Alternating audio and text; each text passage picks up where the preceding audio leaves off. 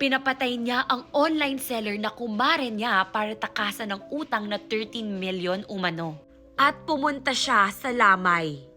Ang sikat na online seller na si Lerma Lulu at ang kanyang asawa ay pinatay ng riding in tandem. Sa Mexico, Pampanga, nakasakay ng black pickup truck ang mag-asawa na bigla silang binaril ng riding in tandem. And upon some investigation, ang suspect ay kaibigan at kumare nila na may utang na 13 million pesos. And ayan sila, diba? Hindi mo akalain na itra-traidor ka at ipapapatay ng kaibigan mo. Si Lerma Lulu ay supplier ng girl na ito.